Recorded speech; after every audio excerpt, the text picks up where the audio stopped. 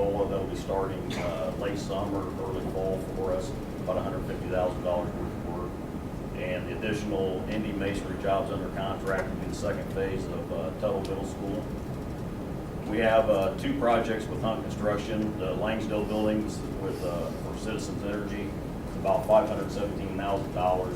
It's supposed to start early spring, but I think the weather's really impacted those guys across the board, so I'd say probably realistically more of a later spring start. Roche Learning and Development, $335,000, just right across 69 here. A lot of you probably drive by it daily when you're coming back and forth to the office. And we're trending on that one to start in the spring as well. 2 other smaller jobs that we have up here, the last 2 we have listed is Greensburg Vocational, that's with Maxwell Construction, and then the old National Banks down in Columbus, which we're working with Adam on down at for HI. So looking forward to getting those started and moving forward to a good year. With that, we'll turn it back over for questions and answers. Answer one piece. Get through this morning and after the meeting, not during the meeting, the question was asked, what did all that mean in volume? If the math is correct, after we finished the year end, you saw a few projects that are under contract. A lot of that other stuff is still chasing, even though things like Wall Hospital and a couple others, we feel really, really confident they're not technically under contract yet. What we have to date between backlog and contract, which is on the screen, is about 125 million. Again, that was an important statistic to some people this morning, so I have to go back and actually look it up to see what all that added up to. So that's where we stand as we sit here today. Which is great. And our goal again, as you saw in the slides earlier, was about 180 million in revenue. But again, I think you've all heard me say before, I don't care if we do $180 million or if we do $7 million, as long as we're profitable. That's the key. So I think getting $55 million worth of additional work under contract yet this year, I think is achievable. You know, certainly with the opportunities that Terry shared with you at the start of his presentation. So I think we can get there. It's great. All right, Q&A. I know that I've been drinking from a fire hose here for the last 45 minutes. Sorry, hour. Questions?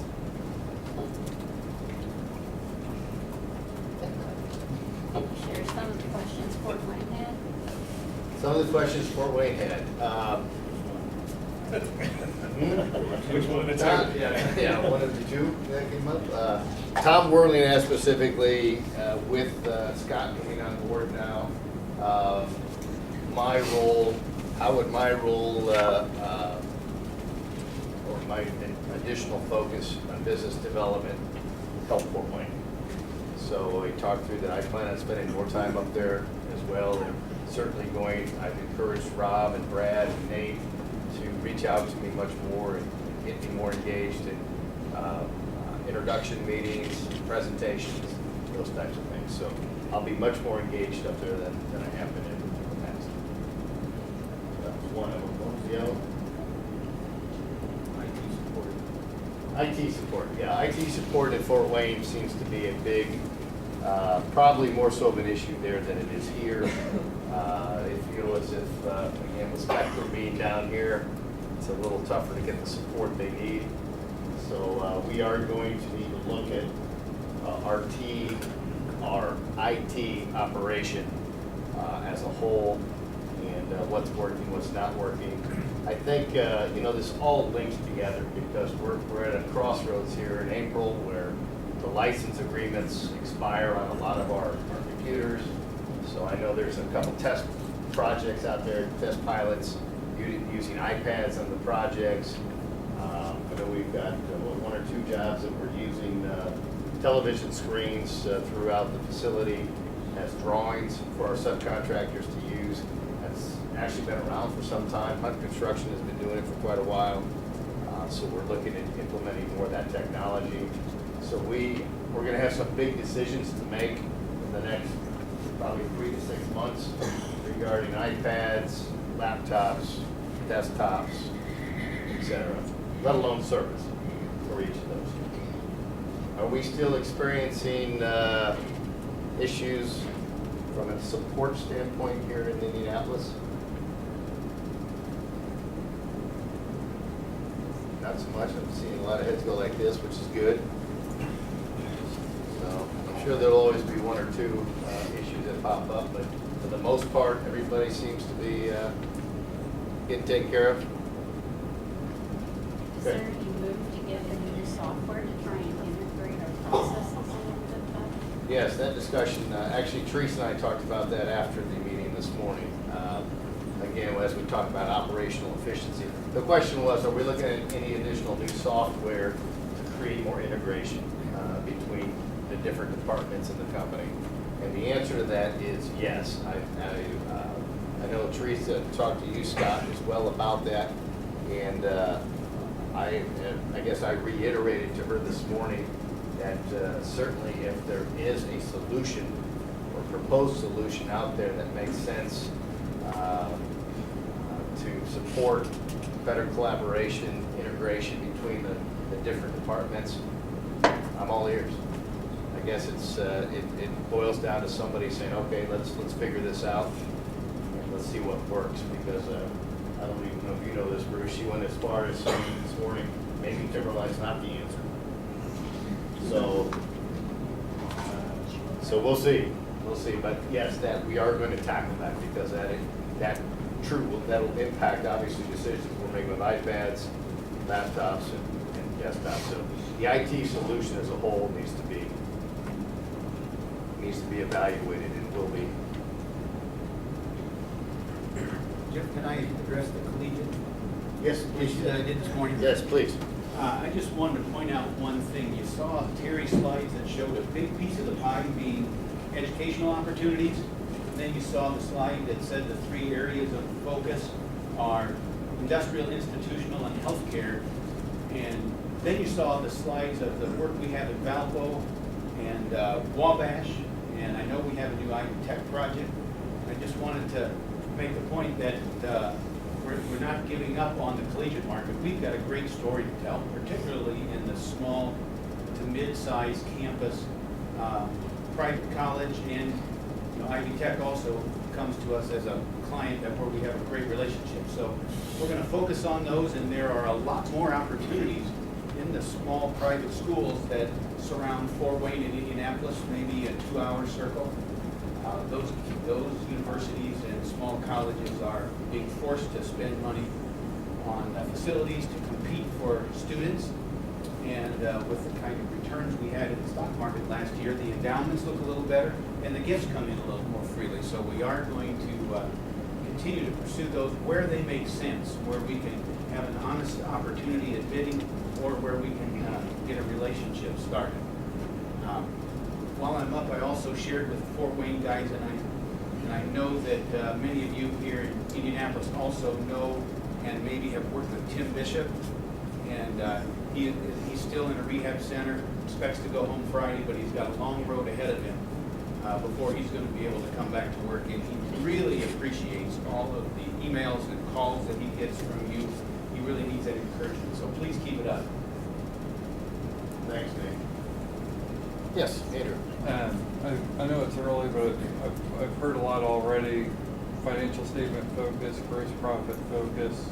To that end, what sorts of things are we going to be looking at? Are we going to be dealing, for instance, changing the way that we deal with subcontractor bids, or those relationships, or the way that some people like to refer as creative buyout, and Are you implying what?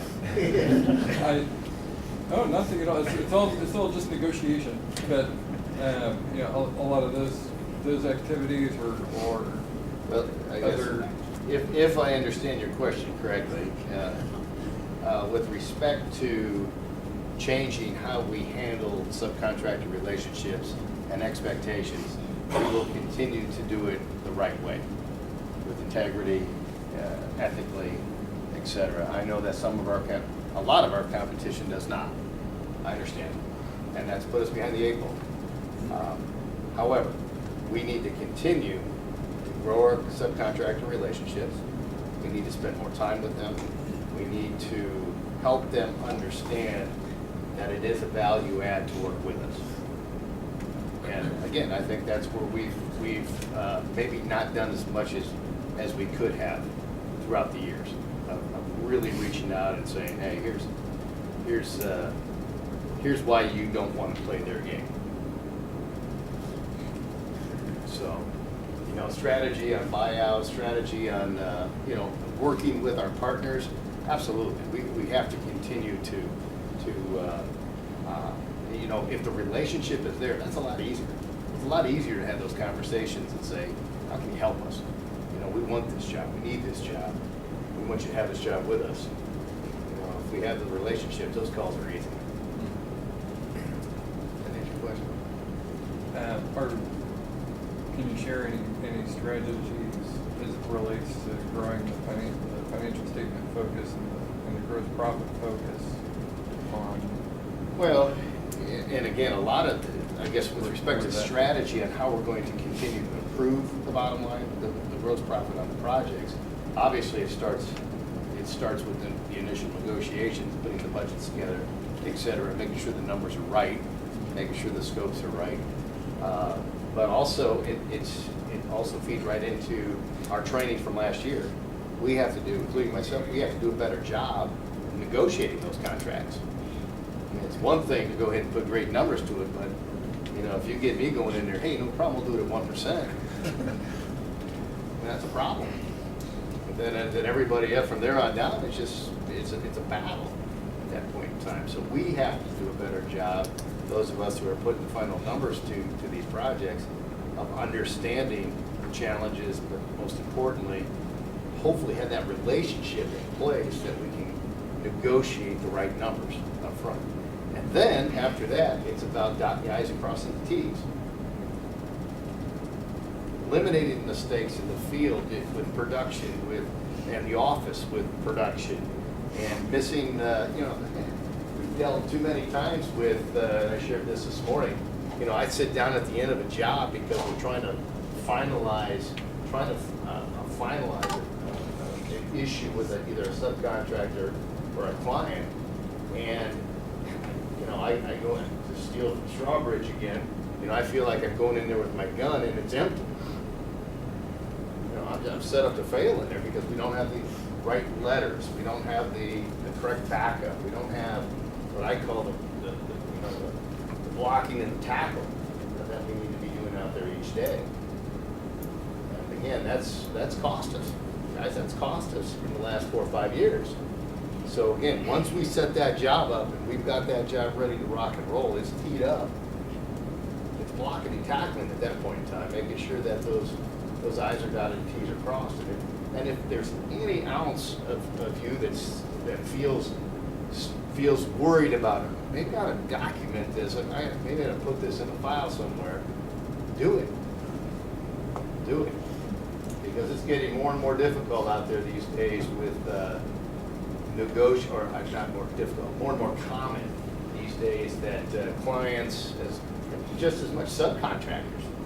You know, I mean, we're still dealing in a pretty fragile market, folks, with subcontractors. And at the end of the job, I can assure you that there'll be at least one that's going to come with his or her hand out, saying, I think you owe me for that. And if we don't have the right documentation, my guess is we're going to have to pay something. And that's when I go sit down at their desk or whatever, and I've got no bullets in my gun. Hopefully it has some bullets in my gun. So again, that's just dotting the i's, crossing the t's, making sure we're doing those, because again, we don't have the margins we used to have. So again, it's attention to, there's a lot of other people that have questions. Jimmy, you have one? Yeah, I was just wondering, for a while, we used to get emails every once in a while when the jobs would come up. That kind of, maybe it's because work slowed down, but is that something that we're going to continue? Those are kind of neat to get, you know. I'm actually glad you brought that up. That was a topic, I'm not sure how it came up this morning, but it did come up this morning as well. Again, just about communication, and that links to what I mentioned earlier about improving our internal and external. One thing we definitely need to improve is communication on success. Obviously, so jobs, all these things that Gary talked about. We have 3 RFPs and 2 interviews this week. You know, it's good to share how that turned out. You know, to let you know, hey, we were successful or not. And just as important in that communication is why. So we can all learn from that. You know, I talked this morning about a great tool that we have that we don't use. And that's our intranet. You know, that was something that we all felt very positive about, very excited about. And it's a great communication tool that there's a nice little tab there, lessons learned. I mean, if each of us would, if spend the time to say, okay, over the last month, man, I tell you, that really saved our butts out here on this job. Or it didn't save our butts, and this is why. And we put that in, the lessons learned, that helps all of us. So to just go back and reference that one page once a month, what a great educational tool. Hey, Jim, since you brought up the question as it relates to communication, let me hitchhike on and answer kind of a parallel issue. And that is that there is a lot of opportunities that each of you run into, talking to your architects, talking to your subcontractors, talking to your neighbors. And I want you to know that if when that information gets to me, it is absolutely followed up on. And if I don't get back to you, shame on me. But I don't want anybody to think that, any opportunity that was brought to us goes on deaf ears. That's correct. Yeah, that's with respect to opportunities or even questions. Make sure you get them to us, and we'll follow up on them. But I like that, because again, what we have not done very well, and I think, quite honestly, the last email that I saw that went out, it had a summary of what we're doing, where we are, what we picked up, and what we haven't. I think Brandon Smith sent it. It was the last one I saw, and that was too long ago, unfortunately. So we will improve that. We'll improve that. So thank you for bringing it up. There's a lot of ease out in the field right now about uncertainty of projects and stuff, so there was tons of stuff in the slides that I'd never heard about, so it'd probably be good for everybody's morale to get some of that information out there. Well, I think Bruce mentioned it, there's a lot of, at times, a lot of people specifically feel it, where's the next job? Where are we going next? And if we're not communicating what we're looking at, what's out there, and what those opportunities are, you're right. You're in the dark. Yeah, we asked that question this morning, kind of as a tangent to that, Tony. Is this the kind of information everybody's looking for? It helps statistically. I know we go into these strategic planning meetings, and lots of times the facetious question would come back as to what those jokers do all day when they went wherever they went. I don't know that You guys never thought that, did you? I don't know that we do a good job sharing that information. So if we get into a little more specific today, that can kind of give you a little vision of what we're thinking, where we're headed, and why. Yeah, and I think it's information that we can transfer to the field to kind of spur out a little bit. There's some serious unease out there, because we haven't talked a lot about what the backlog is, or where exactly going to. Good point. Real good point. Yeah, just another good. What's that, Greg? Intranet's not accessible. If you go to something like that. It's not, not accessible from the field? Unless you go through a VPN. Through VPN it is. Through a It's more VPN. through VPN. Jeff, we're gonna have this on video if they wanna show it later, town hall. So, that's the only way it's accessible is through a VPN? Out on the field. Yeah. Remote. I will tweet all of you each day. You know what that means. That will never happen. So, I don't know, is there a way around that? I don't know. No, it's a network. VPN's the only way to do it?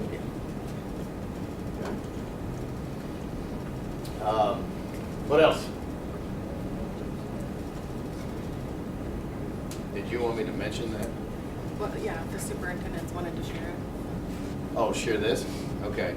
This will be where? I will have this town hall available for video viewing, so if you guys want to show the field, so they can hear directly from the horse's mouth what was said today. We'll get a link up here shortly. Oh, a lot worse than the horse. Yeah. I think all that too. All right, no other questions. Everybody's good. Everybody's. You heard everything you wanted to hear today, with everybody here present. Okay. Well, Wasn't we have there- one more. Wasn't there an email out at one point that said something about open house for our subcontractors? It's probably the GC reception that we hosted at Conner GC Prairie. reception? That's probably what she's talking about. She had asked about an email that was out about an open house for our subcontractors. Or are you talking about the ISA? Wasn't there something, guys, that was saying like in October? That's the GC reception, and we ended up hosting it at Conner Prairie through ISA. I think that you're talking about where we hosted all the subcontractors. Yeah, for the Indiana Subcontractors Association. I didn't realize it was.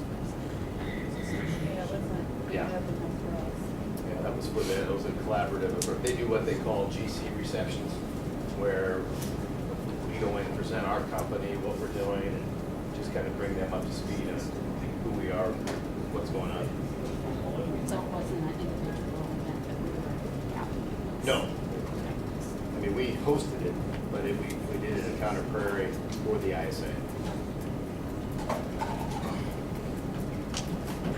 Nothing else? Well, Greg? Is Scott Muller really a real person or is he an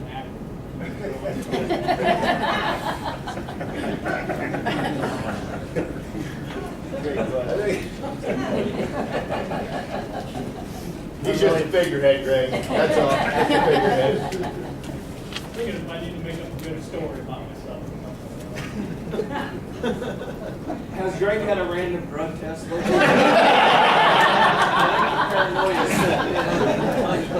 I think Scott Miller does have the ability to terminate me. And order mandatory drug tests. So. Thank you for everyone's world.